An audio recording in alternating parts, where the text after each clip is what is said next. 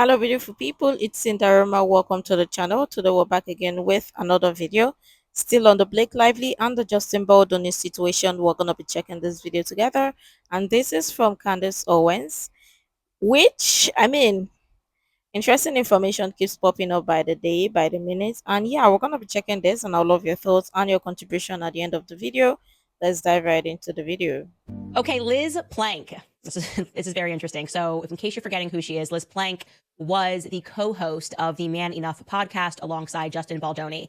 And then as soon as Blake Lively filed her complaint, Liz Plank was out, instantly said she quit, a show of support and solidarity with Blake after everything dropped. And people began looking into it. And particularly there was this TikToker, Steph with the Deets, who had showed that perhaps the reason that motivated her to get on the side of Blake Lively without actually looking into anything, or at least speaking to her co-host and hearing his side of things, may have been what we have discovered since, a repeat sort of Ryan Reynolds psychopathic strategy of essentially love bombing people, giving them roles they don't deserve in places that they don't belong, and basically pretending to be the best, most amazing friend because the person that they're targeting, the person that they want to isolate, is a person like Justin Baldoni who's connected to that individual. It's all about isolation. And so Liz Plank was a perfect person for them to go after because first and foremost, if you don't know anything about her, I had never heard her name before this scandal. She's kind of branded herself as like the ultimate feminist. She is also Canadian, and everything that she does, like I think she majored in women's studies at McGill University, and she's very carefully done work as a big supporter of gender equality, right? So if you're thinking that you're going to go down this route as Blake Lively did, it would be a perfect person to kind of butter up and say, oh my gosh, you're never going to believe what I lived through on set, which is actually captured on camera and was really nothing. But the other element of this is when we recognize that Ryan Reynolds, and this is Steph with the Deets again, had put her in this program, this documentary called Welcome to Wrexham. Essentially, I think it's in like its 4th season, and it's Ryan Reynolds and Rob, I'm going to say his last name wrong, McElhenney, who are essentially documenting the rise of this sports team that we know Ryan Reynolds owns a portion of. And so he flew her out to be a part of this series. I did not actually, because Steph with the Deets didn't show it, see the clip. I did not see what her expertise were that were required for her to participate in this documentary. And ladies and gentlemen, just buckle up. This is amazing. If you really want to get into how psychotic Ryan Reynolds is, the fact that he cast her as an expert for this will really clarify that for you. Okay. I'm thinking, oh, it's got to be something important. No, she appeared as an expert to deliver to audiences what the definition of a bromance is. Take a listen. The definition of the word bromance is just, it's a platonic relationship between two men. There's no female equivalent to the term bromance. The female equivalent is friends. And so the fact that we need a term to describe two men going out to dinner, I think, is very revealing about what men are allowed or are not allowed to do, and how much self-policing there is when it comes to their relationships with other men. So bromance is almost this permission for men to connect and to show love to each other because it's like a joke. There you have it, ladies and gents. That's likely why she sold out Justin Baldoni. An amazing opportunity. I mean, how did Ryan Reynolds even approach her for that? How, when he in his mind, he's like, I just got to make up something because I don't really have anything for her, and but we need her on our side. And so he probably flew her out private to the UK for that. He probably said and overpaid her. Well, we can pay you $100,000 if you could be our expert. Yeah, I could get that approved, budget approved. $100K for you to speak on the expertise of the bromance culture and the significance when you weigh it against women and their friends. What? Like literally, if you need proof that he was just making stuff up and giving people positions, that's it right there. Okay, I just need to show you guys that before I even got into the scoop. So you remember last episode when we were speaking about this, I showed you also Marcos, who's another TikToker who essentially got his video banned because he had received a tip that the Reynolds family was lobbying Jenny Slate to join as a plaintiff. And Jenny Slate was pushing back on that, and he had heard from somebody in the orbit that was true. Well, I similarly heard, and I will say to protect myself, allegedly, but I don't know why I'm protecting myself because I do kind of want to be involved in this lawsuit. I'm doing a lot here to be involved in this lawsuit. But I heard on very good authority that the same was done to Liz Plank. Okay, so they primed her, got her as an expert of bromance. Sorry, serious expert of bromances, put her on the show. She's a perfect candidate. She's a feminist. And then they tried to pull the Me Too button. She instantly took their side, jumped off of the podcast with him, made a statement. And then they basically asked her to join in as a plaintiff.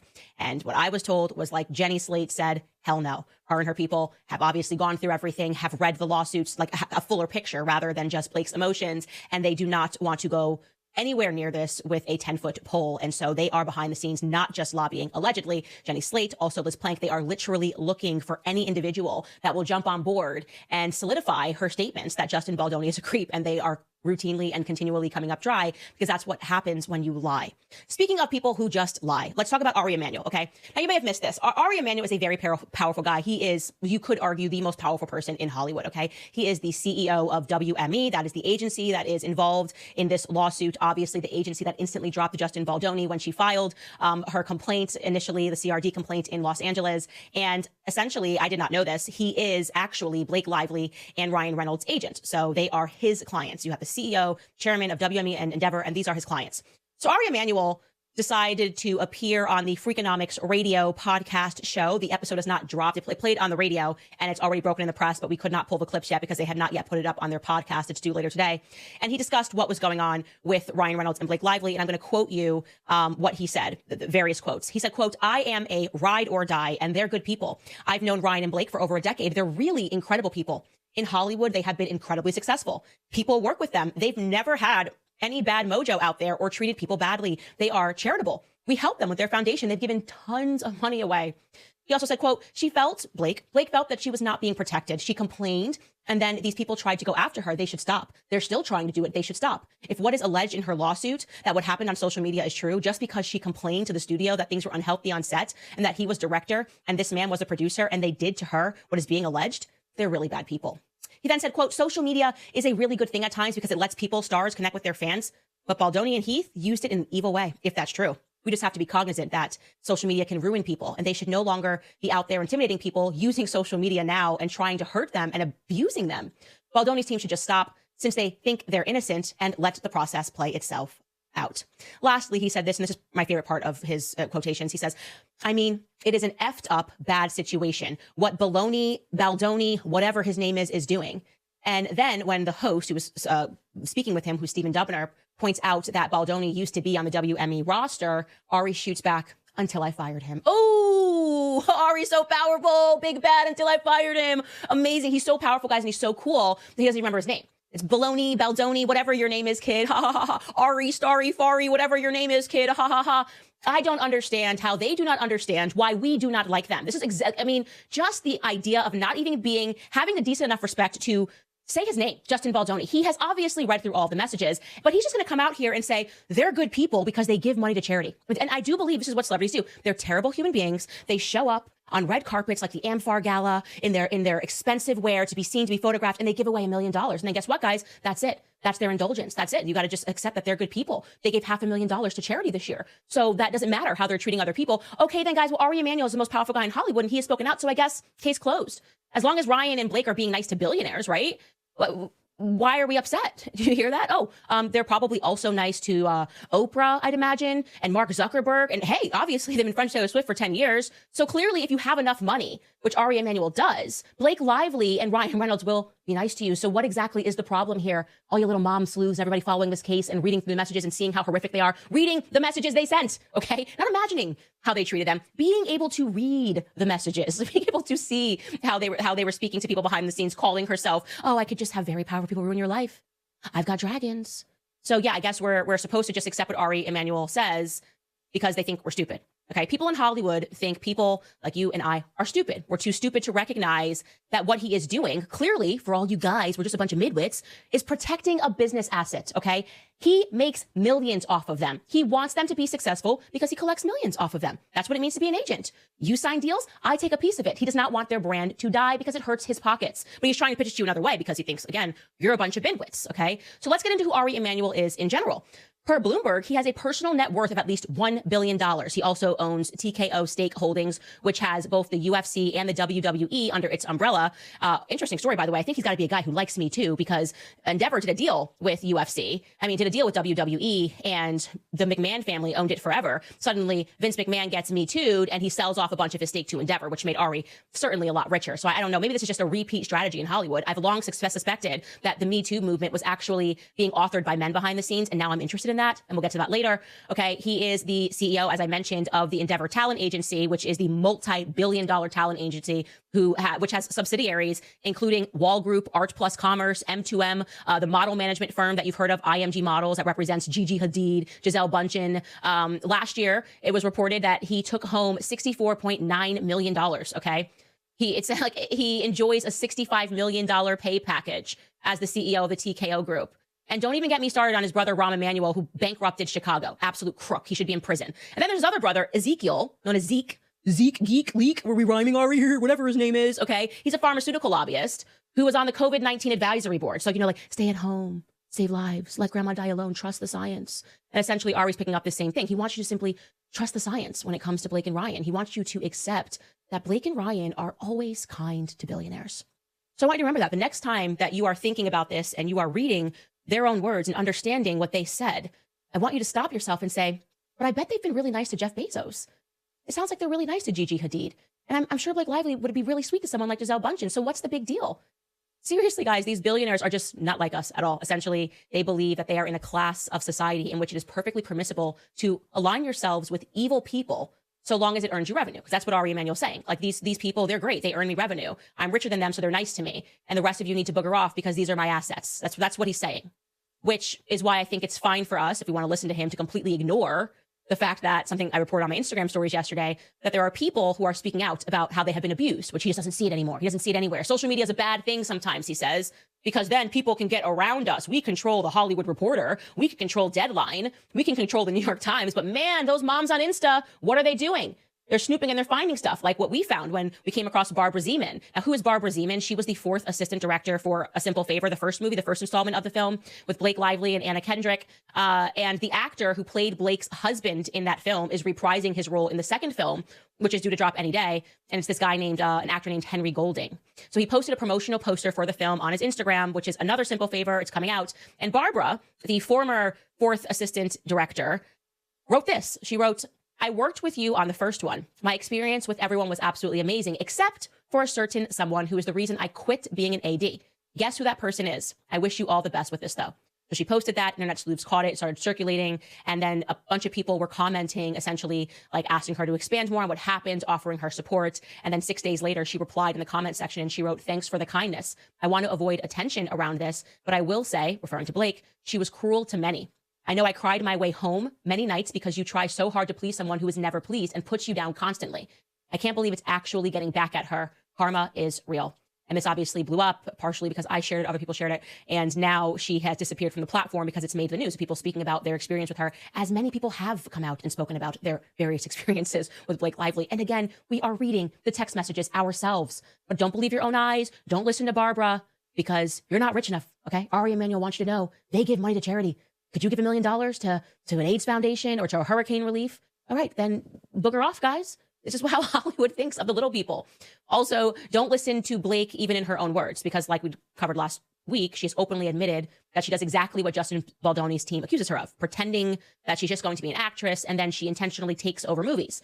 Also, if she doesn't get what she wants, or if somebody is cast that she doesn't like, she's openly admitted that she poisons the whole cast against people. That's what she admitted back in 2009, at least, in a Glamour magazine article, which she was on the cover. I remember this, guys. I'm telling you, I was working at Glamour magazine when I told you that she was the cover shoot, and that my boss that I was working for said she was awful and she was the rudest person that she ever worked for. This was the cover of the magazine. Take it to the bank. I worked at Glamour when this magazine was happening, okay? So she was initially upset. This is a quote from her. She was initially upset that Penn Badgley, who became her future boyfriend, got hired for the role. So she said in the magazine, quote, at first I was so upset that they hired him, I actually poisoned the whole cast against him. But then they noticed that he wasn't a jerk and was actually really nice, charming person. Almost immediately I realized that too, but it took me about a week to admit it. So Blakey no likey, then Blake is going to go after you and poison the whole cast against you. And now she's got the money and the resources to poison the cast around you, including people on an unrelated podcast to her life, to fly out to the UK to offer some really sound, sage opinion and advice and expertise on the topic of romances. I hope she writes a book. I really do hope Liz Plank writes a book so I can fully understand what exactly a romance is and how I should weigh it against my female friendships. Anyways, trust the science, like I said, because she's really nice to billionaires. And the most egregious update, by the way, in this lawsuit, it was egregious to me. I was like personally offended by this when I saw this happen. I was freaking out. Okay. Essentially how you should perceive this is Blake Lively is now openly admitting that she did not have a shred of evidence when she conspired to ruin Justin Baldoni's entire life. Okay. Why do we know that? Because of a subpoena. That information came to the public in the form of a subpoena on Wednesday. In case you missed it, her and Ryan Reynolds' lawyers sent a subpoena to 3 phone carriers, AT&T, Verizon, and T-Mobile, seeking records pertaining to Baldoni, producer Jamie Heath, and of course the billionaire Wayfarer Studios co-founder Steve Sarowitz. Okay. Now the subpoenas also are against the publicists that are involved, Jennifer Abel and Melissa Nathan. Not entirely unusual to subpoena messages, by the way, pertaining to a lawsuit. That's actually totally normal. If you think that there are some messages, it's a limited scope that you get. I've been involved in this. You give them forward and it allows them to look for a piece of evidence that they insist is in there, whatever. But this is not what they're doing. This is not a limited scope subpoena. This is what a spokesperson for Lively said. They said, quote, phone records belonging to all of the individual defendants will expose the full web of individuals who were involved in the smear campaign against Ms. Lively. Such records will provide critical and irrefutable evidence, not only about who, but also about when, where, and how their retaliation plan came together and operated. So you're thinking, wow, they must have a smoking gun in there. And then Brian Friedman drops this, okay? Basically, they are asking not just for messages pertaining to this lawsuit, like so that they know that they're looking for a conversation between so-and-so and so-and-so on this week, on this day. They are seeking all calls, text, and location data, everything in their phone, stretching back 2.5 years. They want everything, every message they've ever sent, okay? Brian Friedman said, quote, this massive phishing expedition demonstrates that they are desperately seeking any factual basis for their provably false claims. They will find none, okay?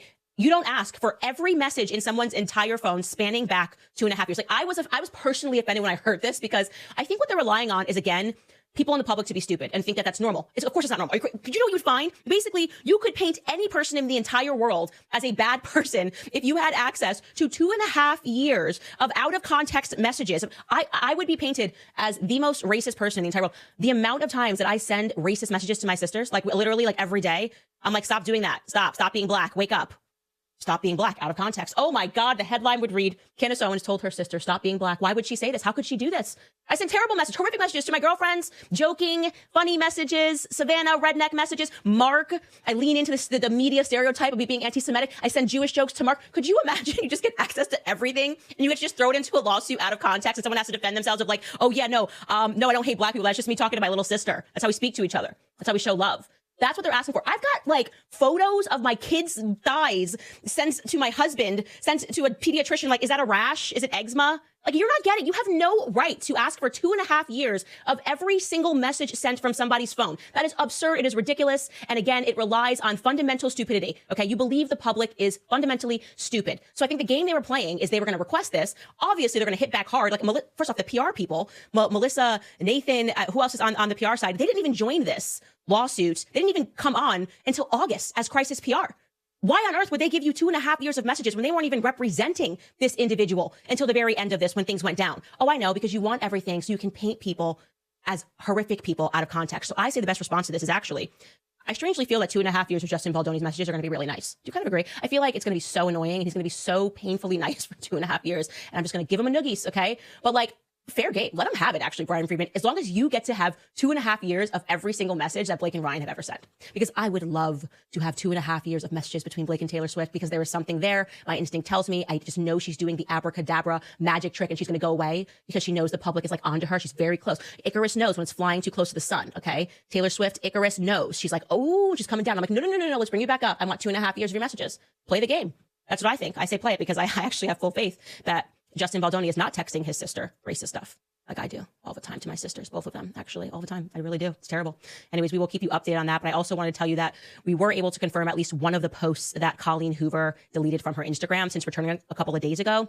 Essentially, she had reposted onto her main page a message that was written and shared on December 22nd. So 2 days after Blake Lively filed her federal complaint in court. Her CRD complaint in Los Angeles. Her Sisterhood of the Lively Pants friends, actresses, America Ferrera, Amber Rose, Tamlin, and Alexis Bledel, I think is her name. I hope I'm saying that correctly. Anyways, they were her co-stars in a 2005 film, and they have maintained their friendship over years. They penned this long letter of support, essentially saying that, quote, as Blake's friends and sisters for over 20 years, we stand with her in solidarity as she fights back against the reported campaign. Throughout the filming of It Ends With Us, we saw her summon the courage to ask for a safe workplace for herself and colleagues on set. And we are appalled to read the evidence of premeditated and vindictive effort that ensued to discredit her voice. Okay, blah, blah, blah. You get the point there. Like, they're just like, and Colleen Hoover saw this and she decided to repost it onto her Instagram. And this is what she included as the caption underneath the post.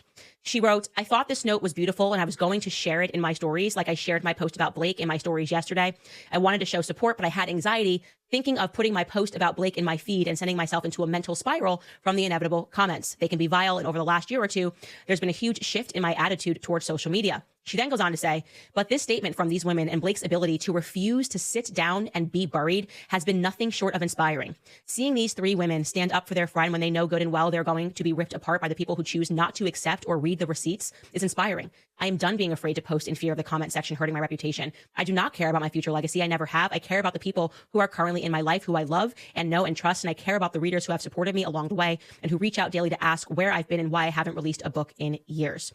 The answer is simple. We have become a cruel society of judges who expect perfection, blah, blah, blah. So she makes a very strong statement, and you can now say it was against Justin Baldoni. She reposted not only what the Sisters of the Traveling Pants, whatever it's called, Sisterhood of the Traveling Pants wrote, but she also includes her own sentiment and uses that phrase implying that Justin orchestrated this campaign to bury Blake Lively. And so I'm going to say this.